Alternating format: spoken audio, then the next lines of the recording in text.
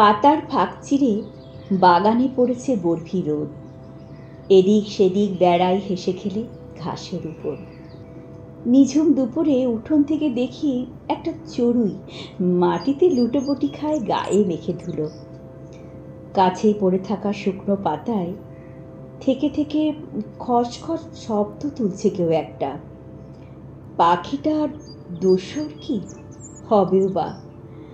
সামনে বাগানের পাঁচিল উঁচিয়ে চোখ চলে যায় বহু দূরে, পড়ে থাকা শুকনো নদীটার পানে। মরে গেছে কবেই, নাম ধরে ডাকে না আর কেউ। কর্কশ স্বরে হঠাৎ ডেকে উঠল একটা পাখি। হাড় গিলে বোধ হয়, মাথার উপর ঘুরপাক খেয়ে অচেনা পাখিটা ডেকে গেল দূরে। বাগানে মহুল চাপাদের ফাঁক ফোকর দিয়ে চোখ টানে ছোট বড় কত না গাছালি। একে ওকে আঁকড়ে ধরে উপরে গিয়ে ডগাল ছড়িয়েছে ওরা। মৌ ফুলে মাতাল মৌমাছিরা ভুন ভুন গুঞ্জনে বেড়ায় উড়ে, মধুর লোভে এখানে সেখানে অন্ধিতে সন্ধিতে। দুপুর গড়িয়ে চলে বিকেলের পানে, কমলা রং লাগে সূর্যের গায়ে, ঝিলমিলে রাঙা রোদ।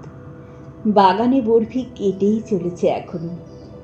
এরপর বিকেল গড়িয়ে আসবে সাঁঝ, আঁধার নামবে ধীরে গাঢ় হয়ে। ভুনভুনে মৌমাছিরা ততক্ষণে ফিরে যাবে যে যার ঘরে। গাছগাছালি সব ডুবে যাবে অন্ধকারে। জীবনপুরের বাগানে এদিক থেকে ওদিকে দেখা যাবে না কো আর কাউকে। না মহুল, না চাপা, না মৌমাছি, না হাড়গিলে। চারিদিকে তখন আধারে শুধু নিকষ কালো।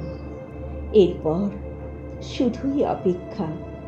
কাল রাত্রি শেষে জাগবে আবার কবে নতুন দিনের আলো, নতুন দিনের আলো।